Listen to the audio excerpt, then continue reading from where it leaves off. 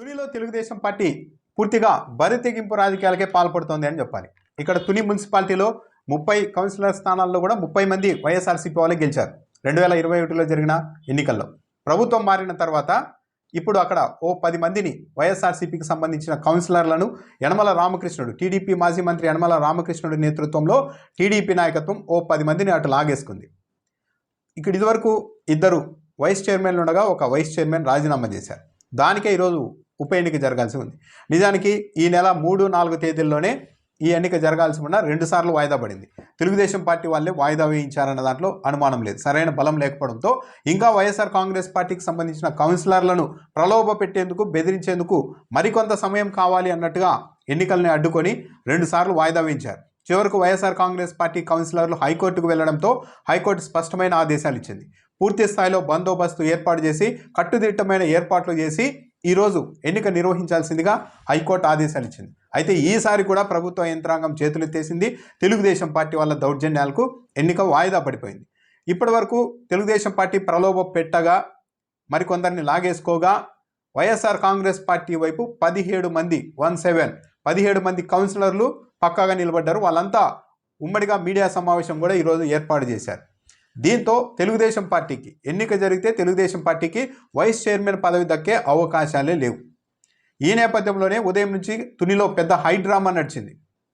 దాడులకు కూడా తెలుగుదేశం పార్టీ కార్యకర్తలకు తెగబడ్డారు. 5గురికి మించి ఎవరూ ఉండడానికి వీల్లేదు అని పోలీసు ఆదేశాలు ఉన్నప్పటికీ కూడా వందలాది మంది తెలుగుదేశం పార్టీ కార్యకర్తలు వైసీపీకి సంబంధించిన మున్సిపల్ చైర్మన్ ఇంటి మీద దాడి చేశారు. కౌన్సిలర్లను బయటికి రాకుండా, వైసీపీ కౌన్సిలర్లను బయటికి రాకుండా అడ్డుకునే ప్రయత్నాలు చేశారు. చివరకు 17 మంది ఉన్నాం అని వైఎస్ఆర్ కాంగ్రెస్ పార్టీ వాళ్ళు ఎన్నికల అధికారికి స్పష్టంగా సంతకాలతో కూడిన లేఖ ఇచ్చినప్పటికీ కూడా ఎన్నిక జరిగితే వైస్ చైర్మన్ పదవి వైసీపీ ఖాతాలో మళ్ళీ పడిపోతుందన్న ఉద్దేశంతో తెలుగుదేశం పార్టీ నాయకులు తమ అధికార బలాన్ని ఉపయోగించేసి అక్కడికి పోలింగ్కి ఎవరు రాకుండా చేసి ఎన్నిక జరగకుండా అడ్డుకొని మళ్ళీ ఇప్పుడు వాయిదా వేయించారు. ఈ నేపథ్యంలోనే మాజీ మంత్రి దాడిశెట్టి రాజా అయితే స్పందించారు. కలెక్టర్, ఎస్పీకి స్పష్టంగా చెప్తున్నాం, మా దగ్గర ఇదిగో ఈ 17 మంది కౌన్సిలర్లు ఉన్నారు, ప్రెస్ మీట్లో ఉన్నారు, లేఖ కూడా ఇచ్చాము. ఈ 17 మందికి మీరు పూర్తి స్థాయిలో భద్రత కల్పించి ఎన్నికలు జరిగే కేంద్రానికి తీసుకెళ్ళి ఎన్నిక నిర్వహిస్తామని హామీ ఇవ్వాలి, లేకుంటే తీవ్ర పరిణామాలు ఉంటాయని కూడా ఆయన చెప్తున్నారు. కలెక్టర్, ఎస్పీ స్పందించాలి, బాధ్యత తీసుకోవాలి అని. దౌర్జన్యాలు చేసి ఎలాగైనా లాగేసుకోవాలన్న ఉద్దేశంతో ఇప్పటికే అరెస్టులు చేస్తున్నారు, బెదిరిస్తున్నారు, ఇల్లు కూల్చేస్తామని వార్నింగ్లు ఇస్తున్నారు. అయినప్పటికీ కూడా 17 మంది మా వైపు నిలబడ్డారు అన్న ఆక్రోశంతో ఎన్నిక జరగకుండా వాయిదా వేయించారు. ఇలాగే పరిస్థితి ఉంటే రేపు ఎన్నిక జరిగి తీరాలి, ఇలాగ మీరు అడ్డుకునే ప్రయత్నం చేస్తున్నారు కాబట్టి, దౌర్జన్యాలు చేస్తూ ఉన్నారు కాబట్టి చలో తునికి పిలుపునిస్తున్నాం. కాకినాడ జిల్లాలోని వైఎస్ఆర్ కాంగ్రెస్ పార్టీ కార్యకర్తలంతా రేపు తుని రావాల్సిందిగా దాడిశెట్టి రాజా విజ్ఞప్తి చేశారు. వైసీపీ జిల్లా నాయకులు కూడా ఈ కార్యక్రమంలో పాల్గొనాలి అని కూడా ఆయన విజ్ఞప్తి చేశారు. స్పష్టంగా అయితే కనపడుతోంది. న్యాయం ప్రకారం అయితే 30కి 30 వైఎస్ఆర్ కాంగ్రెస్ పార్టీ వాళ్ళే కౌన్సిలర్లు, ఆ తర్వాత 10 మందిని లాగేసుకున్నారు. ఈ రోజుకి కూడా 17 మంది వైసీపీ వైపు ఉన్నారు. ఆ 17 మంది వచ్చి మీడియా సమావేశంలో కూడా పాల్గొన్నారు. అయినప్పటికీ కూడా ఇంకొద్ది మందిని లాగాలి అన్న ఉద్దేశంతోనే ఈ ఎన్నికను వాయిదా వేసినట్టుగా చెప్తున్నారు. ఈ 17 మందిలో ఈ 24 గంటల టైంలో మరికొంతమందిని ఏమైనా బెదిరించి, అదిరించి లాగేసుకుంటారా ప్రలోభ పెట్టి? అసలు కలెక్టర్, ఎస్పీ ఏం చేస్తున్నారు? 2 సార్లు వాయిదా పడింది. హైకోర్టు స్పష్టంగా చెప్పింది కట్టుదిట్టమైన భద్రతా ఏర్పాట్లు చేసి పూర్తి చేయండి ఎన్నికనని.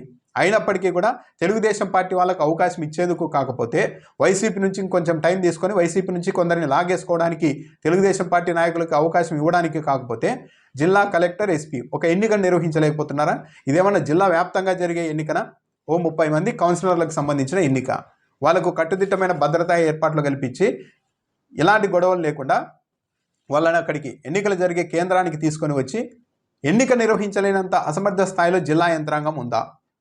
రేపైతే వైఎస్ఆర్ కాంగ్రెస్ పార్టీ చలో తుని కార్యక్రమానికి పిలుపునిస్తున్నట్టు దాడిశెట్టి రాజా ప్రకటించారు. ఈ నేపథ్యంలో రేపు ఏం జరుగుతుంది? ఈ 17 మందిలో మరికొందరిని ఏమైనా బెదిరించి వీళ్ళంతా తిరుపతి తెలుగుదేశం పార్టీ రాజకీయాన్ని, తిరుపతిలో తెలుగుదేశం పార్టీ, జనసేన పార్టీ చేసిన రాజకీయాన్ని ఇన్స్పైర్గా తీసుకున్నట్టుగా ఉన్నారు. తిరుపతిలో ఎంత తెగింపు! ఏకంగా ఎన్నిక జరిగే కేంద్రానికి వెళ్తున్న కొద్ది దూరంలోనే ఏకంగా బస్సు మీద దాడి చేసి కౌన్సిలర్లను ఎత్తుకెళ్లారు. ఎమ్మెల్సీని బెదిరించేశారు. చివరకు సొంతం చేసుకున్నారు. అదే ఫార్ములాని ఇక్కడ అప్లై చేయాలనుకుంటున్నారా? ఇది ఇంకా దీన్ని రెడ్ బుక్ రాజ్యాంగం అనక అంబేద్కర్ రాజ్యాంగం అని ఎలా అంటాం? 30 మంది వాళ్ళు గెలిస్తే ఈ రోజుకి 17 మంది ఉంటే 2 సార్లు ఎన్నిక వాయిదా పడితే హైకోర్టు మీరు ఇట్టి పరిస్థితులను మంచి ఏర్పాట్లు చేసి కట్టుదిట్టమైన ఏర్పాట్లు చేసి ఎన్నికను పూర్తి చేయాలని జిల్లా యంత్రాంగానికి ఆదేశిస్తే కలెక్టర్ ఎస్పీ వీళ్ళంతా ఉండి కూడా 3వ సారి కూడా ఎన్నిక వాయిదా పడే పరిస్థితి వచ్చింది అంటే ఇక ఇక్కడ రాజ్యాంగం ఎక్కడ? నారా లోకేష్ గారు రచించిన రెడ్ బుక్ రాజ్యాంగమే నడుస్తోందని చెప్పాలి.